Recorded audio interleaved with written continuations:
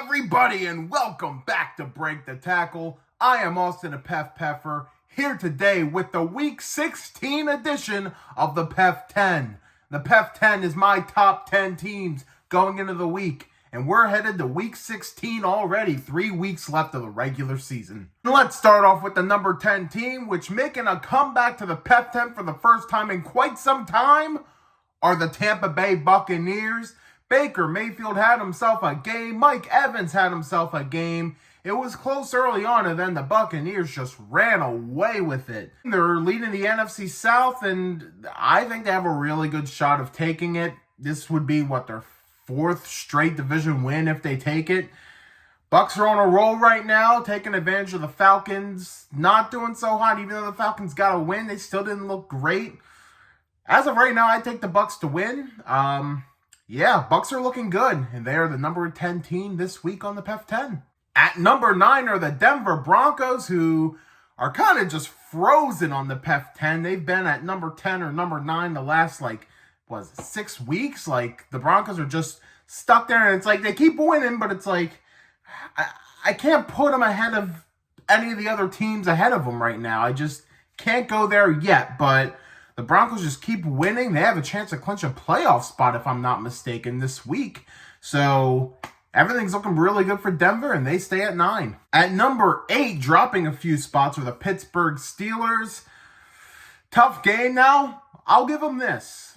Even though Philadelphia was hands down the best team, the Steelers stayed in that game for a while. Up until that Najee fumble, they were in it. They were driving. They had a chance to tie the game up. So, had Najee not fumbled there, who knows? But my guess is Philly still wins that, but I'll give them some credit for keeping close in that game, in a game that they arguably shouldn't have been close in. The Steelers, to me, are a team that they can accomplish a lot. They're not a Super Bowl team, but they're a team that I think could get to the Super Bowl if the ball bounces the right way a few times. If they play a perfect game, I think they have a shot. I think they're in that, second tier. If they get George Pickens back and maybe Deshaun Elliott too, they might be in good shape. Also, that TJ ankle injury, it doesn't sound as bad as it initially did, but, man, you can't afford to lose TJ. You just absolutely can't. Steelers are at number 8.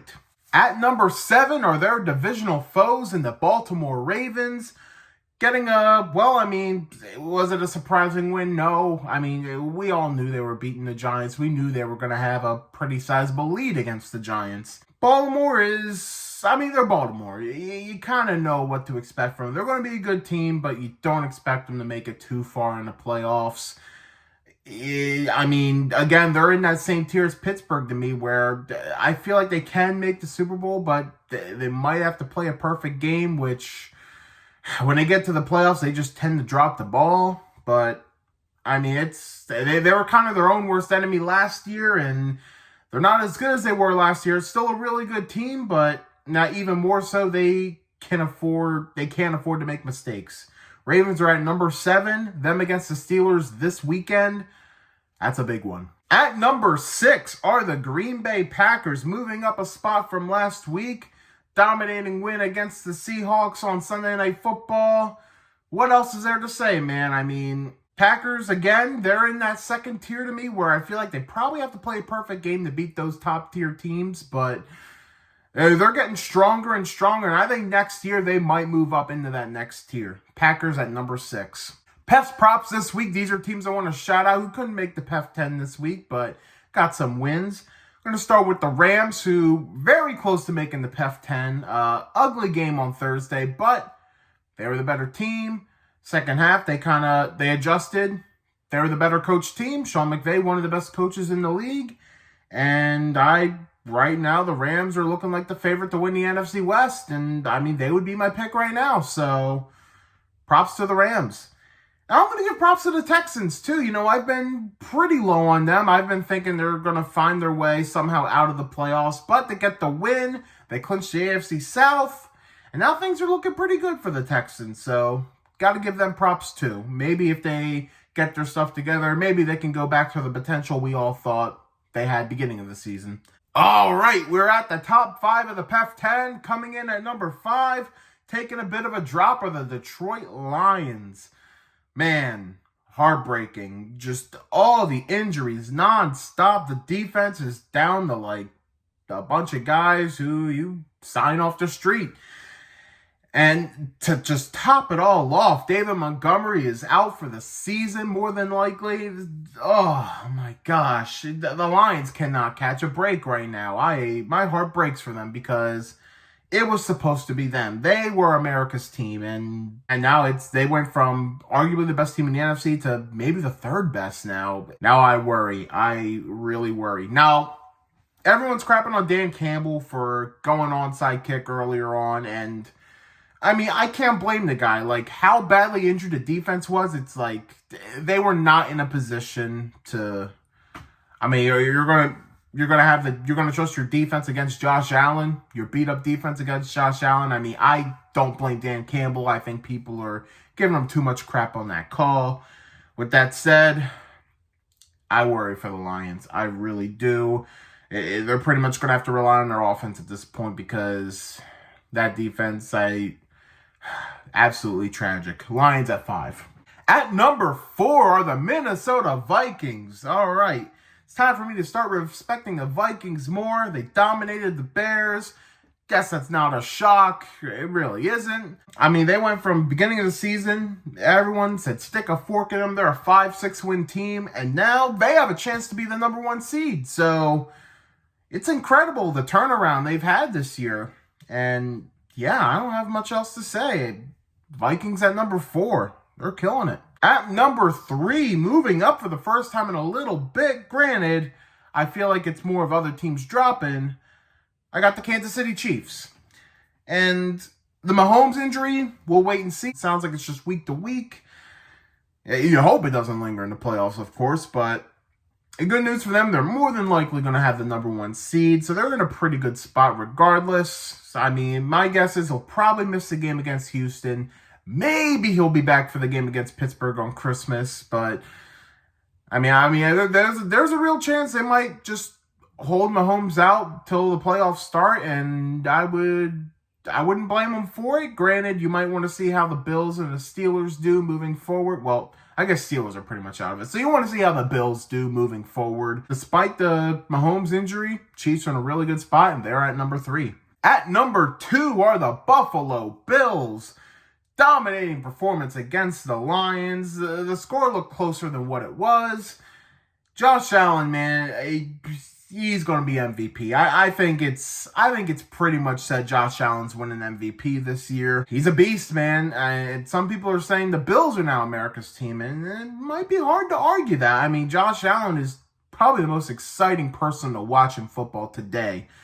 He's just a human highlight reel. He is truly just an absolute rare specimen. And God, Josh Allen's just a freak. The only worry I really have about the Bills is their defense and their coaching, which has bitten them in the butt many times before, but maybe this is the year they get it done. And I feel like this is the year they have to get it done. Bills at number 2. And coming in at number 1, the team that I feel like should win the Super Bowl, I say should, doesn't mean they are, the Philadelphia Eagles. That I have come to, I don't know if I'd say a realization or just this is how I truly feel. The Eagles this year are what the Ravens were last year. The only thing that's going to beat the Eagles are the Eagles themselves. I feel like last year, that's how it was with the Ravens. The only thing stopping them was themselves. And ultimately, they went with the wrong game plan against the Chiefs. They wanted to prove something instead of just going out there and winning the game. And that cost them. Maybe not to that specific degree for the Eagles, but all the media stuff and, all the looks of infighting. And yeah, it gets overblown, but, you've done it to yourself. You built that reputation. That's my only worry, really, for the Eagles. Season's going to go one of 2 ways. Either it's going to end in absolute glory, or it's going to be an implosion. Honestly, probably the end of the Eagles. Usually when the Eagles have a bad end, it ends ugly. And that's my biggest worry for the Eagles is that there's just an implosion waiting to happen. there's Super Bowl and bust, and then there's Super Bowl and implosion. Super Bowl and implosion is the title for the Eagles. That's what they are. Only they can beat themselves. But man, dominating team. Barkley didn't do much this week, but it didn't matter because A.J. Brown and Devontae Smith, they were open all the time. Like, you cannot cover those guys in man. You just can't. And Jalen Hurts, man, you got to tip the cap to him. I mean, despite the Steelers actually getting some pressure, he rose above the occasion and played phenomenal. And, I mean, he's had his critics, but Jalen Hurts is easily a top 10 quarterback in this league. And some could argue top 5. Like, I feel like he's one of the more disrespected quarterbacks in this league. And I wanted to give him his flowers here. He had a phenomenal game. And how can I forget to mention the final drive? 10.5 minutes, 21 plays from their own 3-yard line? Like, that is championship stuff right there. And the Philadelphia Eagles once again remain the number 1 team in the PEF 10 this week. Let's recap the PEF 10 for week 16. At 10, the Buccaneers. 9, the Broncos. 8, the Steelers. 7, the Ravens. 6, the Packers. 5, the Lions. 4, the Vikings. 3, the Chiefs. 2, the Bills. 1, the Eagles.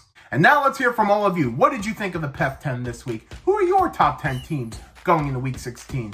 Let us know in the comments. Be sure to give this video a thumbs up if you enjoy it. Hit the subscribe button for more content by Break the Tackle. And check out some of our other videos and shorts. We also have an Instagram page and a Facebook page, so be sure to give those a follow and check those out as well. Thanks again for watching Break the Tackle. We love football. We talk football.